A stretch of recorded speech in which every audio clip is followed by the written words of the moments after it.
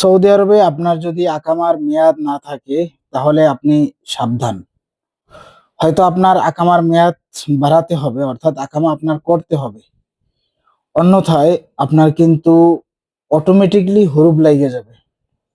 এই জিনিসটা মাথায় রাখতে হবে, বিশেষ করে বাঙালি যারা প্রবাসী আছে বাংলাদেশি, তাদের কিন্তু বিষয়টা মাথায় রাখতে হবে। সৌদি আরবের মন্ত্রণালয় থেকে কিন্তু এই নিউজটা বারবার অনেকের মোবাইলে মেসেজ দিতেছে। যদি আগামী 30 জুনের ভিতরে আপনি হয় অন্যত্র কাফালা হয়ে যাবেন, অন্যথায় আপনি আকামা আপডেট করবেন, আকামা রেনু করবেন। যদি এই দুইটার কোনো একটাও না করেন তাহলে কিন্তু আপনি এরপর থেকে হুরুপ লিস্টে চলে যাবেন। আর সৌদি আরবে হুরুপ লিস্টে যদি চলে যান তাহলে কিন্তু আপনি আর দেশে গিয়ে, অর্থাৎ আপনাকে যখন দেশে পাঠিয়ে দেওয়া হবে এরপরে কিন্তু আপনি সৌদি আরবে আসতে পারবেন না।